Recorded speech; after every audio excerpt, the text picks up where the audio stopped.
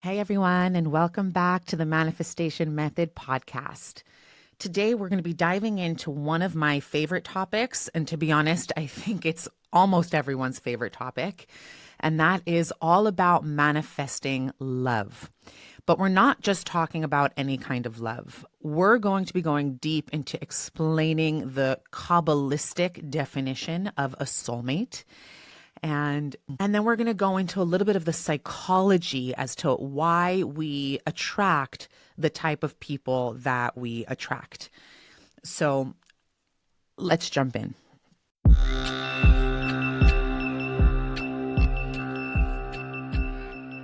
Becoming a co-creator with the creator is your birthright. Together, we'll journey into your deepest authenticity. Because the more you align with who you truly are, the more effortlessly you call in the life that you desire and deserve. And most importantly, the more you step into your soul's highest purpose. Welcome to the Manifestation Method podcast, your number one source for Kabbalistic manifestation. Here we combine the ancient wisdom of Kabbalah, modern psychology, and quantum physics to help you achieve real, tangible manifestation results with my proven Abra method. I'm Ayelet Polonsky, and I'm here to guide you on your journey of manifesting a life that is aligned, expansive, and deeply connected to your highest self through the sacred energetic mechanics of Kabbalistic manifestation. To learn how to use Kabbalistic manifestation to transform your life from the inside out, go to ayeletpolonsky.com or download the Manifestation Method app. Let's open the gates of manifestation together.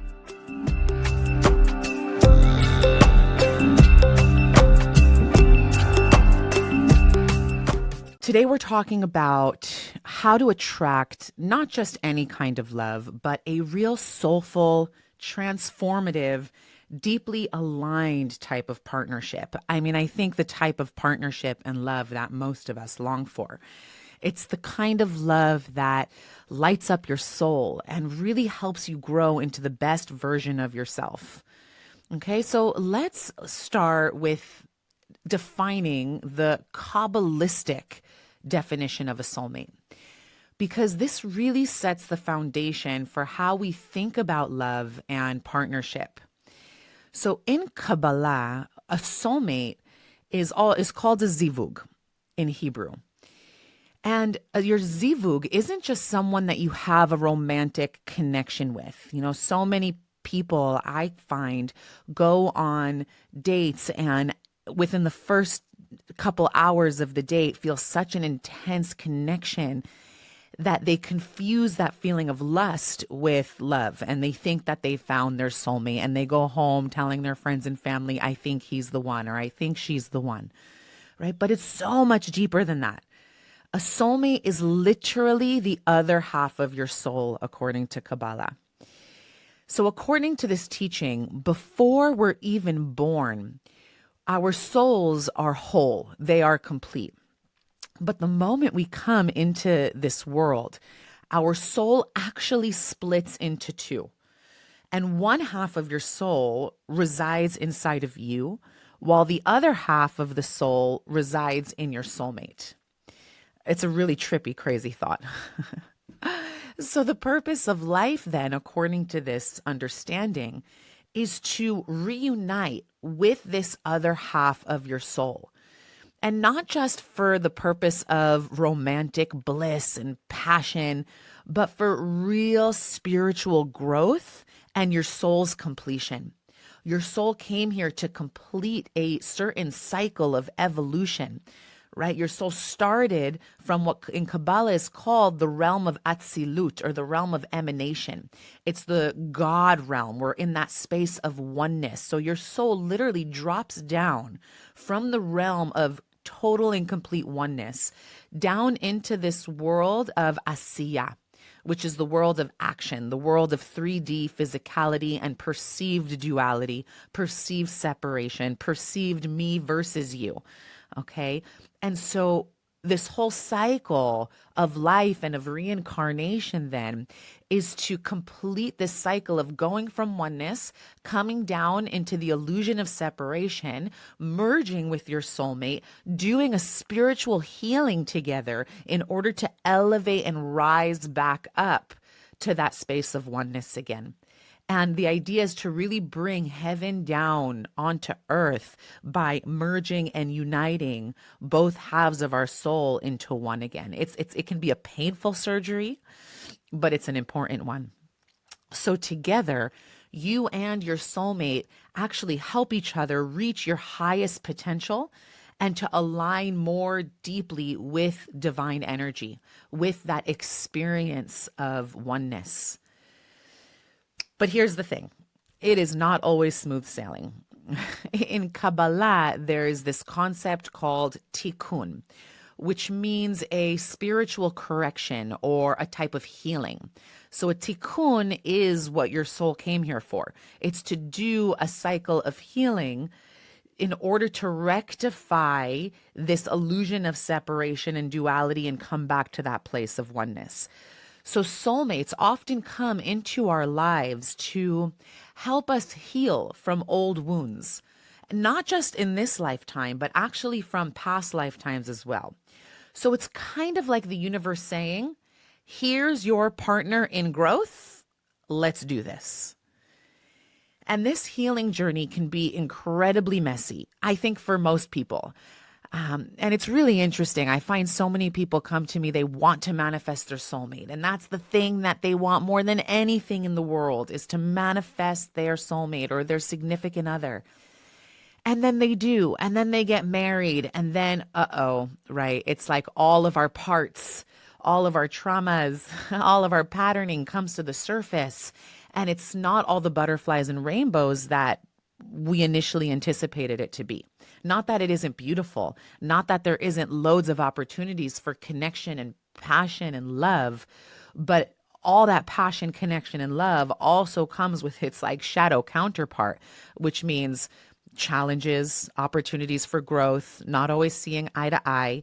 Yeah. And so in this partnership, you might trigger each other or face challenges or work through misunderstandings.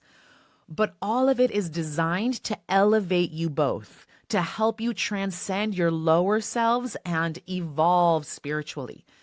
So I think this is an important piece to note, because I think there's a huge misconception when I'm working with clients. They think that finding their soulmate is their easy path to completion, to feeling whole again.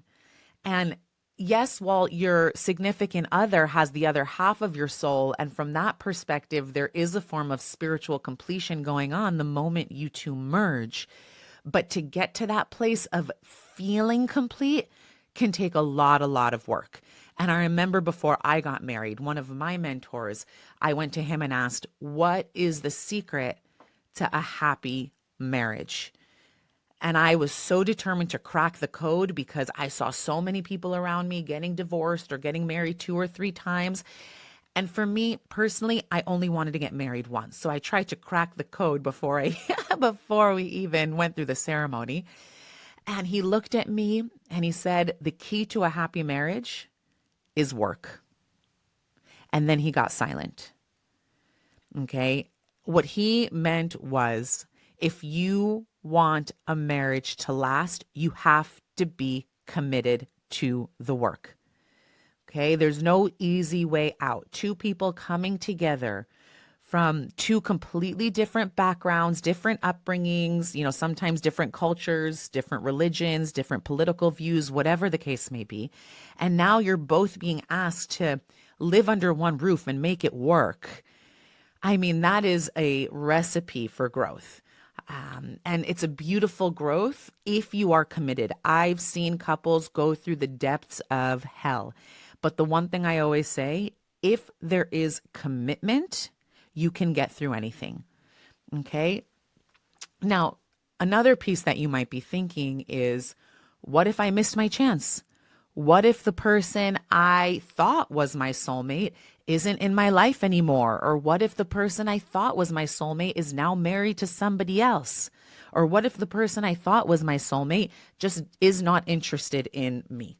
Well, here's the good news. According to Kabbalah, we actually have up to 7 potential soulmates roaming around the earth. And if you're meant to be married, which if you really, really, really want it, and you know that you know that you know you're meant to be married, I truly believe that you will be, and that your soulmate is out there, and that you will meet that person in your lifetime. Okay. And whether you're divorced, starting over, or healing from heartbreak, your opportunity to find your soulmate has not passed you by. Okay. Okay, let's now switch gears to something that I think really beautifully complements this Kabbalistic view, and that is Harville Hendrix's Imago Relationship Theory. He's written books about this. You can Google Imago Relationship Theory and do a deeper dive into trying to understand the psychology behind why we attract who we attract. And what I find fascinating about Hendrix's work is that he explains why we're drawn to certain people. So according to him, we carry this subconscious image, or what he calls the imago of love. So a subconscious image of love, which is called the imago. And this image is shaped by our childhood experiences, specifically shaped by our primary caregivers. So we have this subconscious image, this fantasy, this vision, this picture called an imago of how love is supposed to look. And that picture of how love looks is shaped by our childhood experiences and caregivers. Now, here's where it gets really interesting. We are often attracted to partners who mirror both the positive and negative traits of our caregivers. I'm going to say that again because it's really important. We are attracted to people or partners who mirror both the positive and negative traits of our caregivers. It's kind of like our subconscious is trying to recreate those dynamics in order to heal old wounds. So if you ever find yourself wondering, why do I keep attracting the same type of person? Well, this is why. Because our attraction to a partner mirrors both the positive and negative traits of our caregivers. So Hendrix teaches that these patterns are not a curse, that they are an invitation to heal, right? We said the Kabbalistic term for this is a tikkun.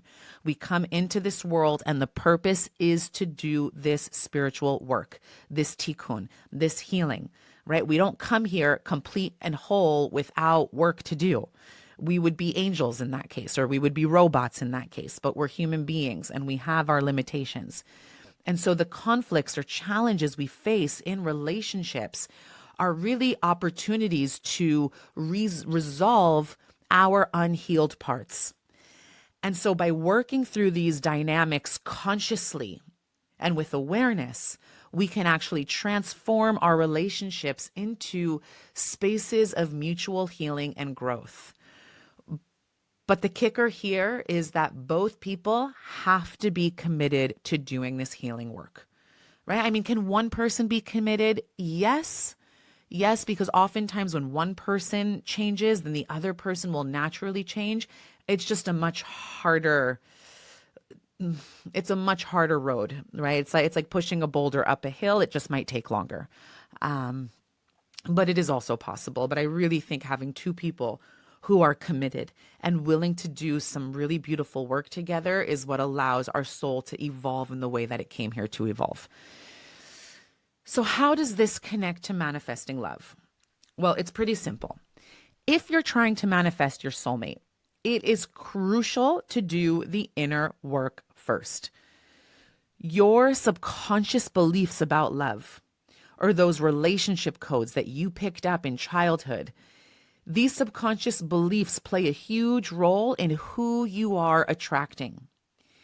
And when you heal those old wounds, you stop manifesting partners who reflect your unhealed self, and you start attracting someone who aligns with your authentic whole self. Right? It's like that archetypical client that comes to me who says, I can't help but attract narcissist after narcissist after narcissist, right? And when we start to do a little bit of that inner excavation work and we go into that client's childhood to find out what is this imago, this image of love that this client is carrying that is causing them to attract narcissistic partners, what we end up finding is that these types of clients might have a primary parent who was narcissistic or a sibling who was narcissistic. And so that is what they surrounded themselves. That's what they inevitably were surrounded by as children. So that is the image that they have of love. And so they end up subconsciously or consciously being attracted to partners in their adult lives who are narcissistic. So until that client heals that gap, that wound of having a narcissistic imago, attraction to a narcissistic archetype, right? That person's going to continue to attract narcissists, right? So really the only way out is in. The only way to heal it is to go in and to understand the dynamics in you that are attracted to who you're attracted to and why. Okay. So now that we've covered the spiritual and psychological frameworks, let's talk about how to apply this to your manifestation journey, right? Because if you're listening to this, I imagine you are in the market for a partner. So first, let's take a look at your relationship patterns. Are they recurring themes, or are there challenges that you're aware of? Use those recurring themes or challenges as clues to uncover any unresolved wounds or unmet needs from childhood. This level of self-awareness is a game changer. Okay, I even recommend putting pen to paper, get into a meditative state, light some incense or some candles, really allow your mind to settle and give yourself a pocket of time, a sacred pocket of time where you get to journal and uncover what certain recurring themes are from your childhood. And I invite you not to get into fixing mode or judgment mode here. Simply just look at it at face value. You know, there's nothing to judge. It just is what it is. And none of this is your fault. It's just kind of a cosmic contract that many of us signed coming into this world as an opportunity to do this really holy healing work. And it's all beautiful and it's all good. So just get honest with yourself here. Okay. Looking at your patterns. Next is to focus on healing. Now, this could mean doing inner child work, getting a therapist, or journaling about what you truly need in a partner. And I invite you to try not to do this alone.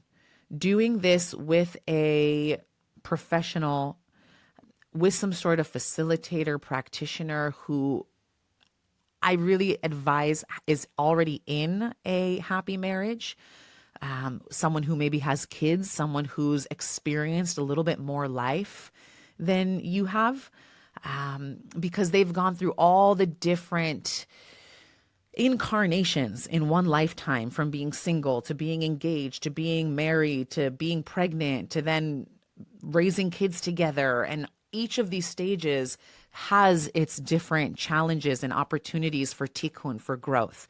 So me personally, when I'm hiring someone to work with me, a prerequisite is that they are married with kids, especially if my partner, if my husband and I are looking to like deepen in our connection and work on some of our patterning that we brought into our marriage that we want to work through and evolve. And my husband and I really see this work as sacred. Like when we find that we are bumping up against each other's edges, my husband and I, we don't see it as something that's futile or, oh no, we're not meant to be together. No, the complete opposite.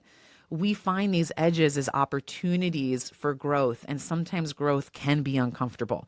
And sometimes we don't want to look at those ugly, quote unquote, ugly places in ourselves, right? Not that they're ugly, but we might judge these parts of ourselves as scary or ugly. And we don't really have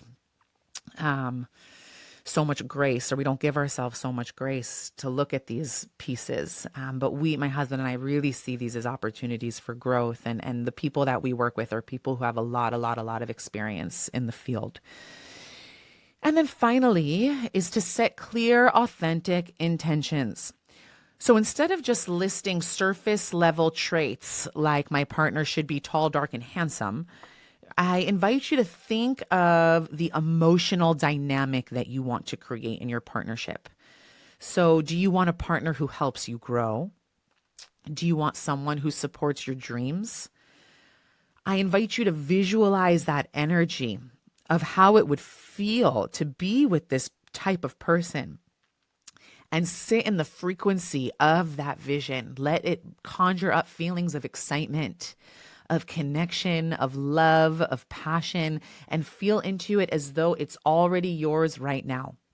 Right? This is key. This is my hack to manifesting my desires, is to see it in my mind and feel it in my body, and to let that energy amplify more and more and more until it takes over my entire being and I can actually feel like I'm in that reality right here, right now.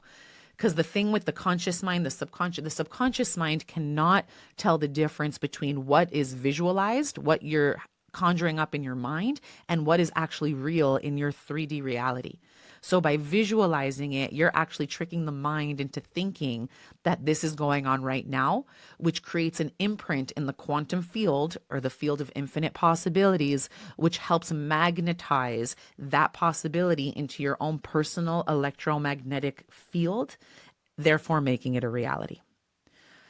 That's good stuff. And remember, relationships aren't perfect. Even with a soulmate, challenges will arise. And I really invite you to remember this, especially when times are rough, because the amount of clients who I've had the pleasure of assisting manifest their partner, and then they get married, and then they're like, oh my gosh, we're fighting. And I'm just like, oh my gosh, Mazal Tov, you're supposed to.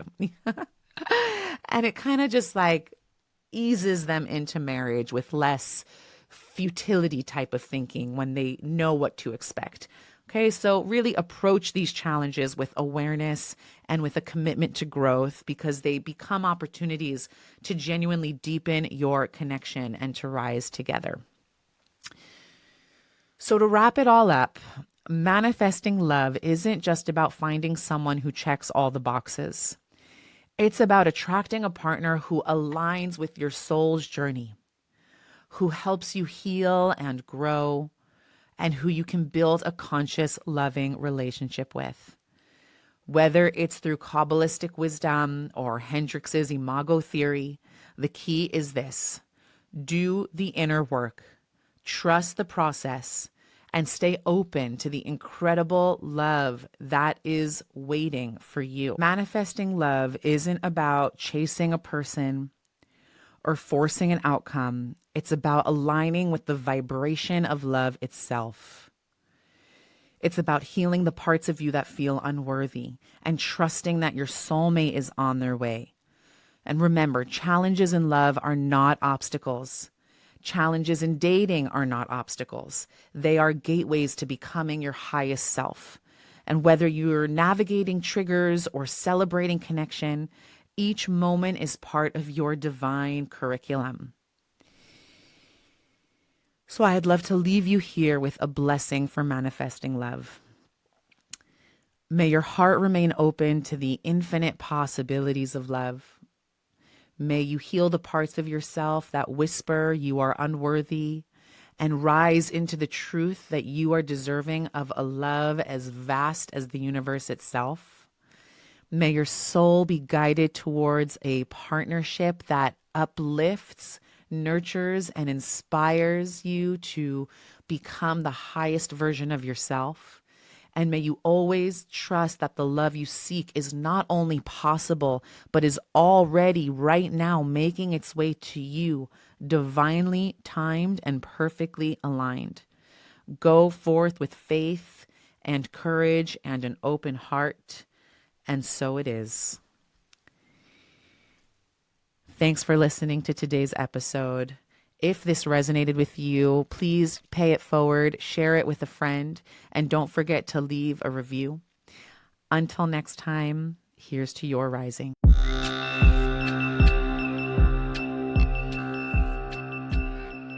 If you enjoyed this episode, let's keep the conversation going inside the Manifestation Method Portal app, your #1 destination for Kabbalistic manifestation. Inside, you'll unlock the secrets of manifestation through my proven Abra method, rooted in Kabbalah, psychology, and quantum physics, designed to help you manifest real, tangible results from the inside out. Join our global community of manifestors, explore our signature courses, monthly live manifestation workshops with me, Ayelet, and access our transformational hypno activations and attunements to rewire limiting beliefs and align with your soul's purpose. The app is available now on the Apple App Store and Google Play. To sign up, head over to ayeletpolonsky.com. Becoming a co-creator with the Creator is your birthright. Let's manifest the life you desire and deserve together.